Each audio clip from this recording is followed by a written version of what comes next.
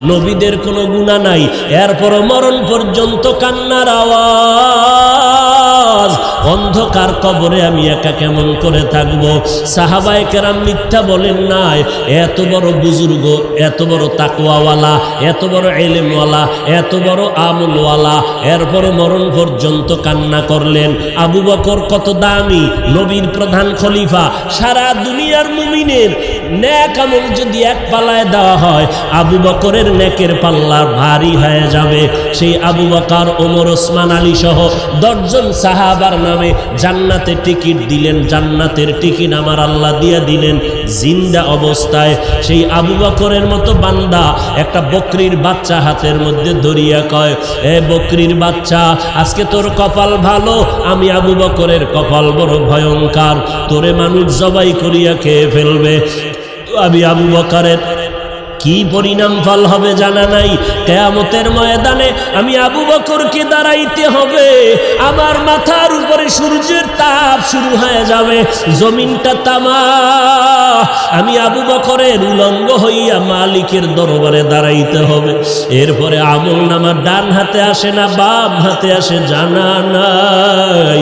এরপরে আমার পরিণাম ফল জান্নাত হবে নাকি জাহান্নাম হবে জানা নাই। আবু বকর কান্না করেন, ওমরে ফারুক কান্না করেন। আবু বকরের মতো বান্দা জান্নাতের টিকিট পাইয়া জাহান্নামের ভয়ে যদি কান্না করেন, আপনার আমার কি পরিমাণ কান্না করা দরকার। এরে বান্দা, আল্লাহ তো এই কথা বলে না, সব দুনিয়াদারি বাদ দিয়া, চাকরি বাদ দিয়া, লেখাপড়া বাদ দিয়া, বিয়া শাদী বাদ দিয়া শুধু আল্লাহরে ডাকো। আল্লাহ তো এইটা পছন্দ করেন নাই, নবীও বলে নাই, নবী ইসলামও সমর্থন করে না। ব্যবসা করো করো, চাকরি করো করো, লেখাপড়াও চালাও, মাঝে মাঝে আল্লাহর হুকুম মতে 5 বেলার নামাজটা পড়বা, মা বাবার খেদমত করবা, ওলামায়ে কেরামের পরামর্শ নিয়ে চলবা। কারণ যতই বাহাদুরি করো, যেদিন মৌতের খবর এসে যাবে, আজরাইলের টিকিট বাড়ির দরজায় দাঁড়ায় যাবে। অ্যাম্বুলেন্সের মতো সিগন্যাল যখন শুরু হয়ে যাবে, ওই দিন যখন ডাক এসে যাবে, কে ধনী কে গরিব, কে মূর্খ কে শিক্ষিত কোনো ভেদাভেদ নাই। বাজারের 3টা সাদা কাফন রেডি হয়ে যাবে, কবরের সাইজও সমান হয়ে যাবে। কাফনের মধ্যে প্যাকেট করিয়া যখন জানাজার খাটিয়ে উঠাইবে, কে পীর কে মূর্খ কোনো মুরিদ ভেদাভেদ নাই, কে ওস্তাদ কে ছাত্র ভেদাভেদ নাই, কে ধনী কে গরিব কোনো ভেদাভেদ নাই।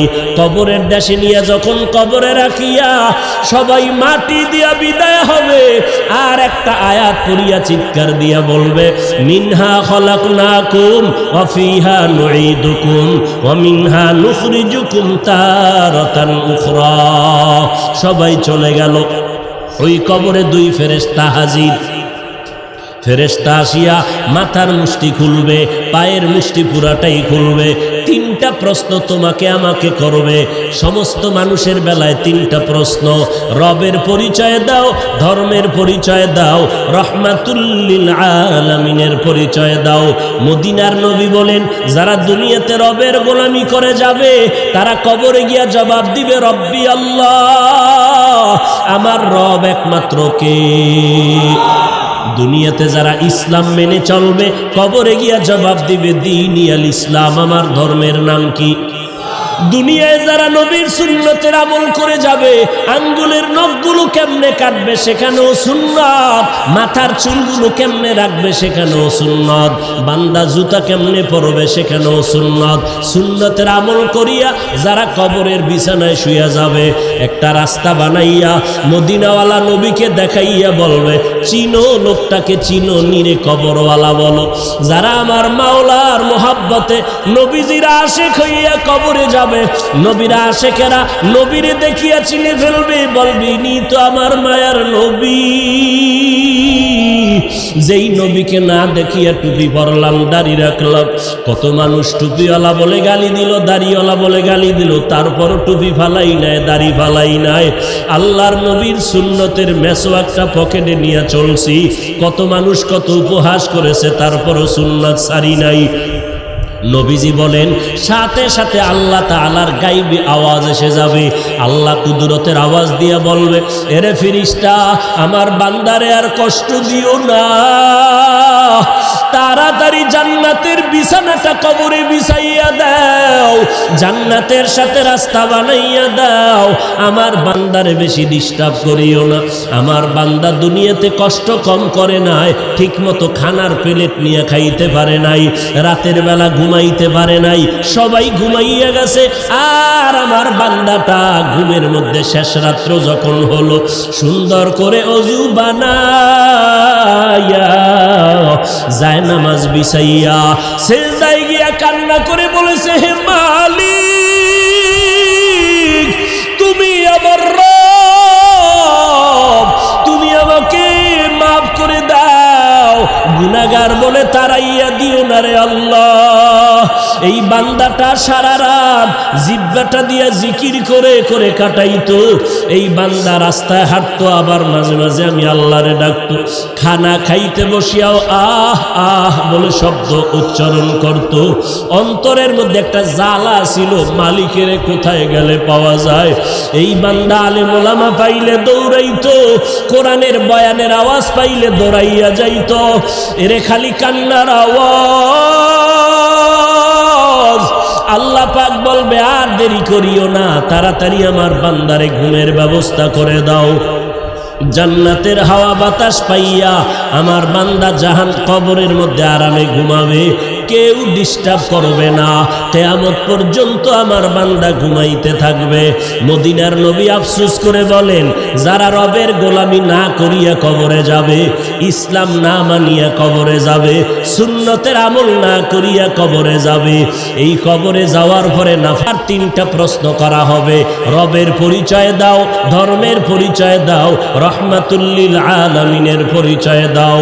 যখন এই প্রশ্ন করা হবে, মদিনার নবী আফসোস করে বলে, গুনাহগার তো জবাব দিতে পারবে না, শুধু একটা শব্দ বলবে, হা হা লা আদরি, হা হা লা আদরি।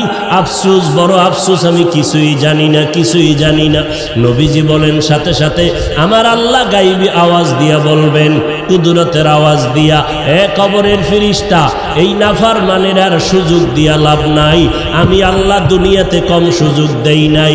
আমার দেওয়া চাঁদের আলো, সূর্যের আলো ভোগ করলো, আমার দেওয়া পানি, আমার দেওয়া বাতাস, আমার দেওয়া নদীর মাছ, গাছের ফল খাইয়া, জমিনের ফসল খাইয়া, এই কপাল পোড়া একবারও আলহামদুলিল্লাহ বলে নাই। ওলামায়ে কেরাম পায়ে ধরে ধরে নামাজের কথা বলতো। এই নাফরমান গুনাহগার আজান শুনিয়া একবারও মসজিদে গিয়া নামাজ আদায় করে নাই। এমন কপাল ভরা, নিজেও টুপি পরে নাই, যারা টুপি পরতো তাদেরকেও পছন্দ করে নাই, নিজেও দাড়িটা লম্বা করে নাই, যারা দাড়ি লম্বা করতো তাদেরকেও পছন্দ করে নাই, নিজেও পর্দা করে নাই, যারা পর্দা করতো তাদেরকেও পছন্দ করে নাই, নিজেও পাগড়ি পরে নাই, যারা পাগড়ি পরতো তাদেরও পছন্দ করে নাই, নিজেও আমি আল্লাহর জিকির করে নাই, যারা জিকির করতো তাদেরকেও পছন্দ করে নাই। এই নাফরমানকে আর সুযোগ দিয়া লাভ নাই। এখনই কবরের মধ্যে জাহান্নামের বিছানাটা বিছাইয়া দাও, জাহান্নামের সাথে রাস্তা বানাইয়া দাও। জাহান্নামের আগুন কবর ভরে যাবে, একটা না, দুইটা না, 70 থেকে 99টা সাপ কবর এসে ভরে যাবে। মদিনার নবী বলেন, ও দুনিয়ার মানুষ, জাহান্নামের কথা যখন কানে আসবে, আল্লাহর কাছে ক্ষমা চাওয়ার চোখের পানি ছেড়ে তওবা করো। এর বৃদ্ধ বাবাজি, ও পর্দার আড়ালের মা বোনেরা, ও যুবকেরা, কয়দিন আর যৌবনের বাহাদুরি করবা? এই দুনিয়া কিছুই না। ওরে আমার মাওলার ধরা তো বড় কঠিন। এই মহামারীতে কত প্রাণ চলে গেল রে বাবা। ওই সাদা কাপড়ের প্যাকেট যেদিন হয়ে যাইবা, কে আপন কে পর কেউ সাথে নাই, সবাই জামাটা খুলিয়া বেলেট দিয়া গেঞ্জিটা কেটে রেখে দিবে। ওই মাটির কবরে যখন নিবে, কেমনে তুমি কবরে একা একা থাকবা? আজকে বাতি ছাড়ায় অন্ধকার রুমে একা থাকতে বড় ভয় পাই। ওরে আল্লাহর বান্দারা, একটু নিজের গুনার দিয়ে তাকাইয়া তওবা করো, আর আমার আল্লাহকে ডাক দিয়া বলো, হে মালিক, এই ময়দানে আমার মতো অপরাধী কেউ নাই। কপাল বুঝি পুড়িয়া গেল, গুনার কারণে দিলটা পাথর, চোখে পানিও নাই। আয় আল্লাহ দিলটা নরম করে কান্নাওয়ালা চক্ষু দান করে দাও। আমার আল্লাহর ধরা বড় কঠিন, অন্ধকার কবরে বান্দা যখন যাবে গুনাহগার, আল্লাহর নবী বলেন আমার আল্লাহ রাগান্বিত হইয়া কুদরতের আওয়াজ দিয়া বলবেন, এরে কবরের মাটি, এই গুনাহগারের দুই পার্শ্ব থেকে জোরে জোরে চাপ দাও। এত জোরে চাপ দিবে পাজরের হাড্ডি চুরমার হয়ে যাবে। ও আল্লাহর বান্দার একটা মশার কবর সইতে পারি না, ওই কবরের চাপ কেমন করে সহ্য করবি রে মুমিন? জাহান্নামের ভয়ে যদি আম্বিয়ায়ে কেরামরা কাঁদতে পারেন, সাহাবায়ে কেরামরা যদি কবরের আযাবের ভয়ে কাঁদতে পারে, আমাদের কপাল কি পুড়িয়া গেল? না জানি কারো বরদোয়া কপালে লাগলো। চোখে কেন পানি নাই? জাহান্নামের ভয় নাই। ওরে চক্ষু দুইটা বন্ধ করে আল্লাহকে ডাকো আর বলো, হে মালিক, গুনাহগার হইয়া ময়দানে বসছি, গুনাহ নিয়ে আর ময়দান থেকে ঘরে যেতে চাই না। আয় আল্লাহ, গুনার কারণে আমার হাত না পাক, আমার জিহ্বা না পাক, আমার চোখ দুটো না পাক। আয় আল্লাহ, আপনার মতো দয়াময় কেউ নাই। আয় আল্লাহ, গুনাহগার বলিয়া তারাইয়া দিয়েন না রে আল্লাহ। আর গুনার কাছেও যাব না, মা বাবারে কষ্ট দেব না, নামাজ ছাড়বো না, বেপরদায় চলবো না, দাড়ি কাটবো না, ওলামায়ে কেরামের বিরোধিতা করব না। আজকে থেকে তওবা করে নিলাম। তওবার খাঁটি নিয়ত যদি অন্তরে থাকে, খাঁটি তওবার নিয়তে আমার মাওলাকে বলতে থাকো, দিলটা নরম করো, আল্লাহকে বলো, হে আল্লাহ, আজকে থেকে তওবার খাঁটি নিয়ত করলাম। রিজিকের মালিক আল্লাহ, হায়াতের মালিক আল্লাহ, ইজ্জতের মালিক আল্লাহ। অতএব দুনিয়ার কাউকে ভয় করিয়া লাভ নাই, কারো গোলাম হইয়া লাভ নাই। আল্লাহ যেদিন ডাক দিবে আমারে কেউ ধরে রাখতে পারবে না।